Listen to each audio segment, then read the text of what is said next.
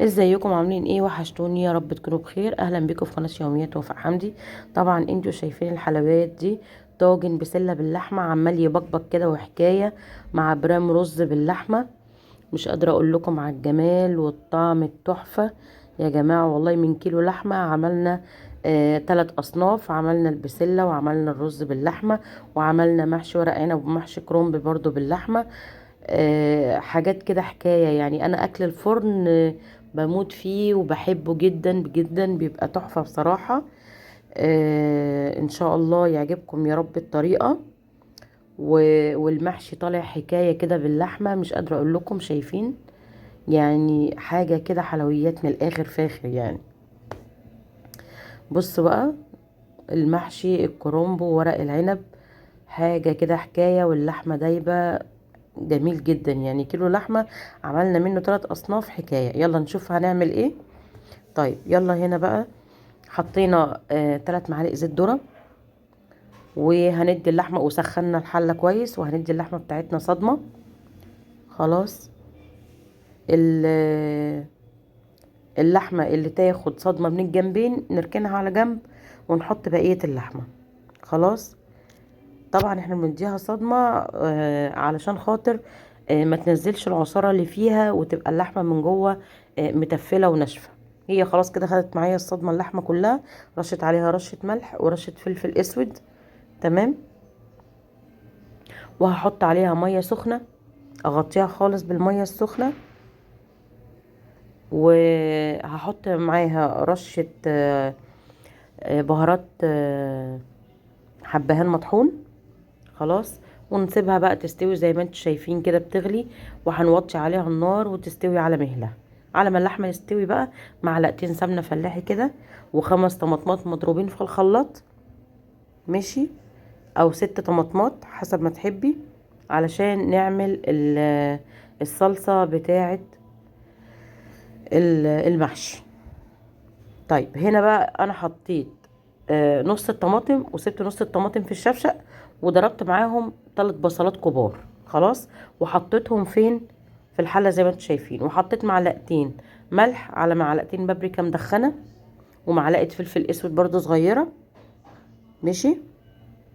و3 ارباع كده كمون عشان ما يمررش الاكل، ومعلقه كبيره غراميه كده كزبره ناشفه. تمام. ونقلب الكلام ده كله مع بعض، والحلويات دي كده مع بعض. وهنحط حوالي 3 معالق صلصة محترمين كده. ماشي. ونديهم تقليبة، ونسيب كل الكلام ده بقى يتسبك على مهله كده زي ما انتم شايفين. هيغلي، هنقلهم على جنب على عين الصغيرة كده، تتسبك على راحتها. وعايزين معلقتين زيت في الحلة، وعليهم معلقتين سمنة فلاحي، بصلتين كبار مبشورين. ماشي. بالمبشرة الخشنة.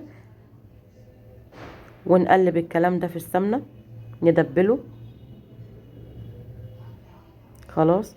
طبعا يا جماعة انا ماشية معاكم في الخطوات في الفيديو زي ما انا بشتغل بالظبط، علشان تبقي عارفة انت هتعملي ايه وبعدين هتعملي ايه، يعني بالترتيب اللي انا ماشية بيه. هنحط نص التوم، راس توم كبيرة مع قرنين فلفل، هنحط نصهم مطحونين بعد ما البصل خرج ريحته ودبل. هنقلب برضو التوم يخرج ريحته ويدبل.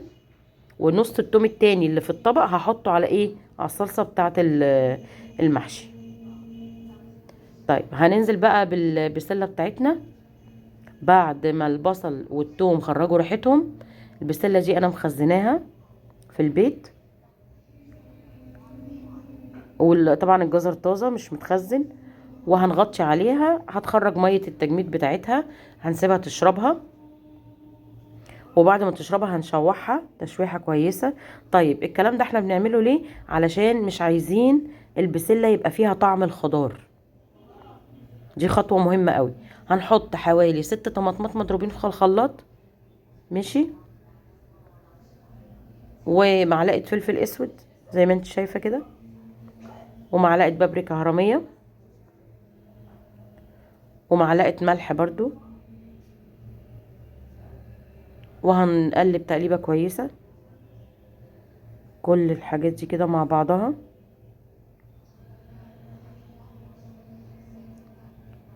وهنغطي عليه بقى ايه يستوي. نيجي بقى للخلطة بتاعت المحشي.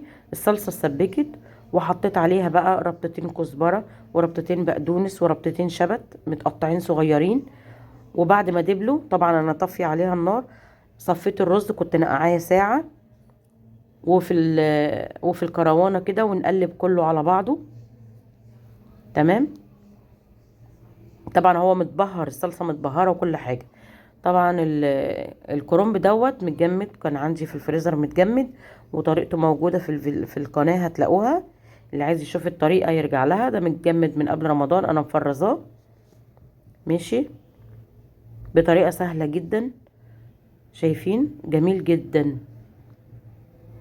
طبعا الاخضر الكبير دوت انا بحط مع كل كيس حتة علشان احطه في ارضية الحلة قبل ما احشي عليها المحشي.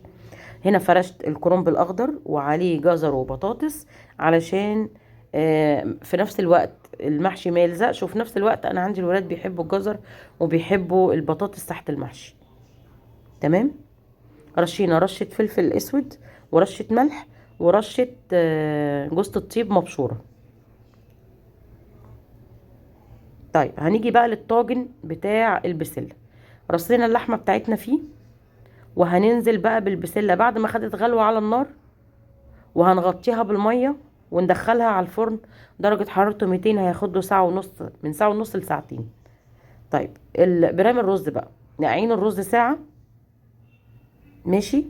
وحطينا في أرضية البرام حبة رز صغيرين عليهم اللحمة وعليهم حبة فلفل وحبة ملح.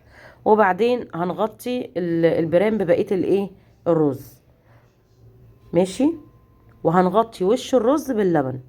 طبعا البرام بتاع المحشي، اللحمة قصدي بتاع اللحمة لازم يكون اقل من نص رز ناشف وبعدين ننقعه. خلاص. طيب غطيناه باللبن، وبعد ما اتغطى باللبن خالص رحت مكملة بمية ايه سخنة، وهندخله برضو الفرن جنب الايه الطاجن بتاع البسلة. نيجي بقى للمحشي بتاعنا. حطينا اللحمة بتاعتنا برضو، وحطينا عليها برضو جوز الطيب مبشورة وفلفل اسود وملح على الوش برضو زي ما حطينا تحتها. وهنا بلف الكرنب، تقطعي حتة كده على قد كف الايد. طبعا انا بتكلم مع الناس اللي هي ما بتعرفش تحشي. خلاص. وترصي. هنحط نص الحلة ورق عنب ونص الحلة كرنب. يعني مش هعمل حلة ورق عنب وحلة كرنب، لا هعمل اتنين في نفس الحلة عشان تحتهم لحمة. ونلف ورقة كمان يا دوبك كده ايه ورقة الكرنب على قد كف ايدك، يا دوب تبقى نازلة حتة كده من كف ايدك. نيجي بقى لورق العنب. هنحط حبة رز كده يجي معلقة صغيرة، ونطبق من الجنب الشمال ومن الجنب اليمين، وبعدين نبرم ورقة العنب زي ما انت شايفة كده. هنعمل النص كده والنص كده. ورقة عنب كمان. انا بحب الف على ايدي، في ناس بتلف على الرخامة او على الترابيزة او بكيس، لا انا متعودة على لف ايدي. خلاص. نلف من الجنبين ونسحب ونطبق زي ما انتم شايفين كده. بصوا انا بحب الف على ايديا، في كل واحد وراحته بقى وعلى حسب ما اتعود. لفيه بالطريقة اللي ايه اللي انت بترتاحي فيها. طبعا انا ايدي بعيدة عن الكاميرا يا جماعة، والله يعني انا ما كنتش واخدة بالي ان ايدي مش ظاهرة في الكاميرا كويس. المهم هتطبقي من الشمال ومن اليمين، وبعدين تبرمي وتسحبي وتبرمي لحد ايه ما يخلص معاكي الورقة كلها زي ما انت شايفة كده.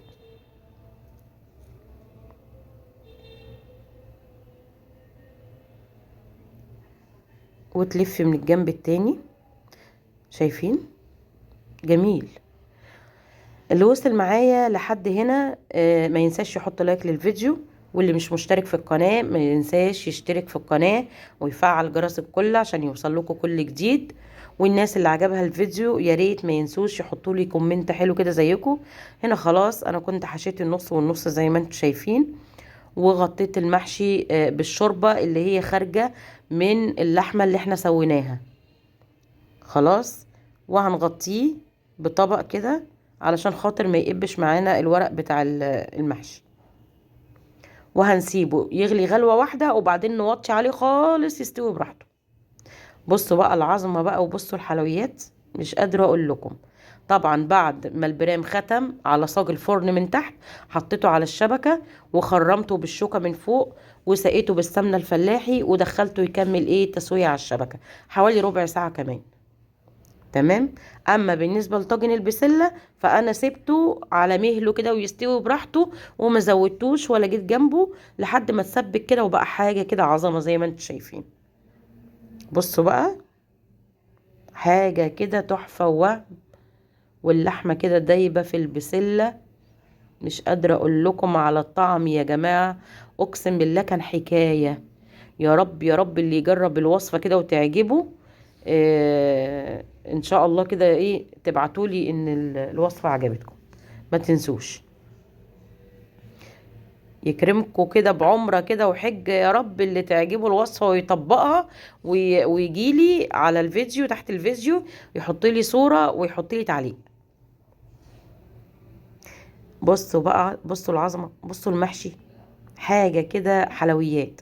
حتى البطاطس طالعة مستوية، ومش محروقة ولا فيها اي حاجة، ولا هي ولا الجزر، حاجة كده حكاية. واللحمة تحت المحشي جميلة جدا جدا جدا، ودايبة كده ومستوية. والاكل بسم الله ما شاء الله زي ما انتم شايفين كده قدام عينيكم. واللحمة اللي في الرز والله العظيم يا جماعة، الرز اتاكل من حلاوته من غير البسلة.